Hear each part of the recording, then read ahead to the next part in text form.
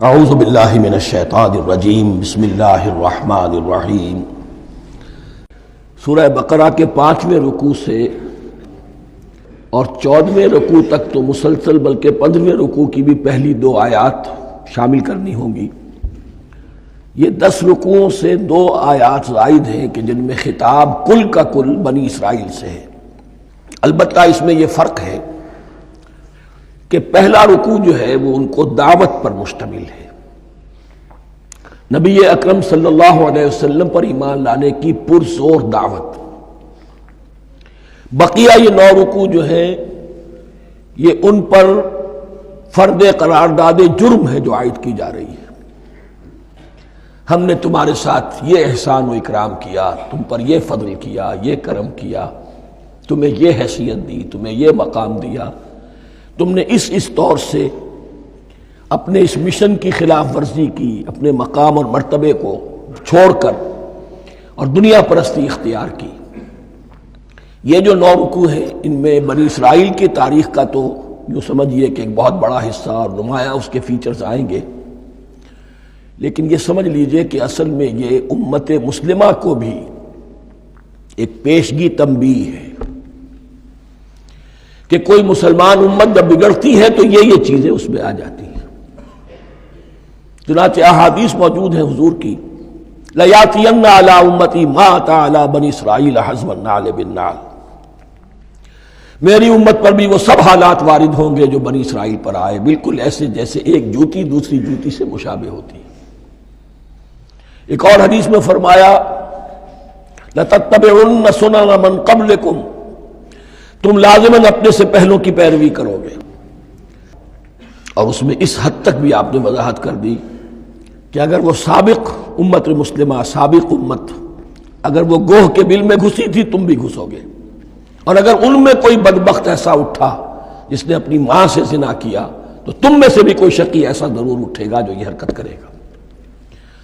اس اعتبار سے ان رکوعوں کو پڑھتے ہوئے یہ نہ سمجھیے یہ اگلوں کی داستان ہے، پچھلوں کی کہانیاں ہیں، نہیں۔ خوش طرح باشد کے سر دل براں، گفت آیت در حدیث دیگراں، یہ ہمارے لیے ایک آئینہ ہے اور ہمیں ہر مرحلے پر سوچنا ہوگا، دروبینی کرنی ہوگی، انٹروسپیکشن، کہ کہیں اسی گمراہی میں ہم مبتلا تو نہیں۔ دیکھتے جائیے گا۔ دوسرا نقطہ پہلے سے یہ سمجھ لیجئے، یہ جو 2 آیتیں میں نے 6 رکوع کی تلاوت کی ہیں، بعین ہی یہی 2 آیتیں 15ویں رکوع میں آئیں گی، اور اس کو یوں سمجھیے کہ یہ 2 بریکٹس ہیں۔ 9 رکوعوں کا مضمون ان 2 بریکٹس کے درمیان ہے۔ یہ 2 آیتیں یہاں سے بریکٹ شروع ہو رہی ہیں، وہ 2 آیتیں ان پر بریکٹ ختم ہو رہی ہیں، بعین ہی وہی آیات۔ ایک آیت میں تو شوشے کا بھی فرق نہیں، دوسری آیت میں صرف ترتیب بدلی ہے، مضمون وہی ہے۔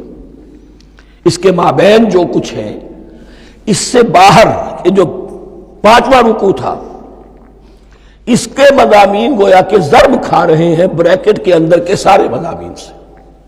یہ حساب کا بہت ہی عام فہم سا قاعدہ ہے، بریکٹ کے باہر کوئی رقم لکھی ہوئی ہے جس کے بعد کوئی زبر، کوئی جمع یا تفریق اگر نہیں ہے تو وہ ضرب کھائے گی، بریکٹ کے اندر جتنی بھی ویلیوز ہیں ان کے ساتھ ضرب کھائے گی۔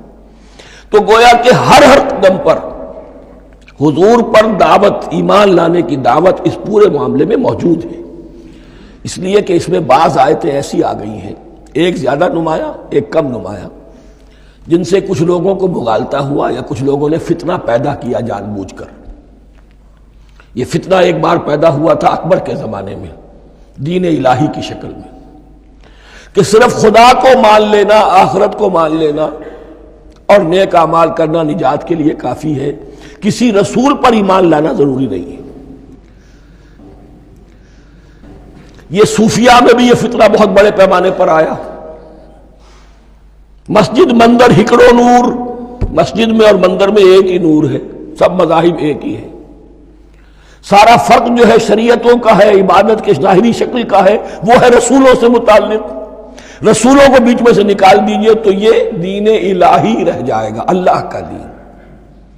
اتنا بڑا فتنہ تھا کہ جب ہندوستان میں سیاسی اعتبار سے، حکومت کے اعتبار سے مسلمانوں کا اقتدار چوٹی پر تھا، کلائمیکس پر، اکبر اعظم. اس وقت یہ دین الہی کا فتنہ اٹھا کہ دین محمدی کا اب دور ختم ہو گیا. وہ 1000 سال کے لیے تھا، 1000 سال پورے ہو گئے، اب الف ثانی ہے، دوسرا 1000 سال ہے، اس کے لیے نیا دین ہے. اسے دین اکبری بھی کہا گیا اور دین الہی بھی کہا گیا. اور اس میں ایک آیت آئے گی جس سے استدلال کیا ہے کچھ لوگوں نے. اس صدی میں پھر یہ فتنہ اٹھا تھا گاندھی کے فلسفے کے ذریعے سے، اور ایک بہت بڑا نابغہ انسان مسلمانوں میں سے، بہت بڑا نابغہ، جینیس، ابوالکلام آزاد، وہ بھی اس فتنے کا شکار ہو گیا. متحدہ قومیت. چنانچہ گاندھی اپنی پرارتھنا میں کچھ قرآن کی تلاوت بھی کراتا تھا، کچھ گیتا بھی پڑھواتا تھا، کچھ اپنشدوں سے، کچھ بائبل سے، کچھ گرو گرنتھ سے. معلوم ہو یہ سب ٹھیک ہے، سب ایک ہے، سب لوگوں کو ایک ہونا چاہیے، ایک قوم ہونا چاہیے. مذہب تو انفرادی معاملہ ہے، کوئی مسجد میں چلا جائے، کوئی مندر میں چلا جائے، گردوارے میں چلا جائے، کوئی چرچ میں چلا جائے، کوئی سینیگاگ میں چلا جائے، کیا فرق واقع ہوتا ہے؟ اس کا توڑ یہی ہے کہ سمجھ لیجئے یہ جو 7 آیتیں ہیں 5ویں رکوع کی، یہ ہے بریکٹ کے باہر، اور یہ ضرب کھا رہی ہے مسلسل. اس بریکٹوں کے درمیان جتنی بھی مضمون آ رہا ہے وہ سب ان کے تابع ہوگا. گویا کہ جہاں تک حضور پر ایمان لانے کا معاملہ ہے وہ انڈرسٹوڈ سمجھا جائے گا، مقدر سمجھا جائے گا ہر مرحلے پر ان 2 بریکٹوں کے مابین. اب چلیے بسم اللہ. یا بنی اسرائیل اذکروا نعمتی التی انعمت علیکم وانی فضلتکم علی العالمین. اے اسرائیل کی اولاد، یاد کرو میرے اس انعام کو جو تم پر ہوا. اس کی وضاحت میں کر چکا ہوں، لیکن یہاں جو الفاظ آ رہے ہیں بہت زوردار. وانی فضلتکم علی العالمین، میں نے تمہیں فضیلت عطا کی تمام جہانوں پر. یہاں ایک قاعدہ نوٹ کر لیجئے. عربی نحو کا قاعدہ یہ ہے کہ کہیں ظرف جس میں کوئی شے ہے، ظرف کی جمع لے لیتے ہیں، مراد ہوتا ہے مظروف، ظرف کے اندر جو شے ہے اس کی جمع. تمام جہانوں پر فضیلت، کیا فرشتوں پر بھی فضیلت؟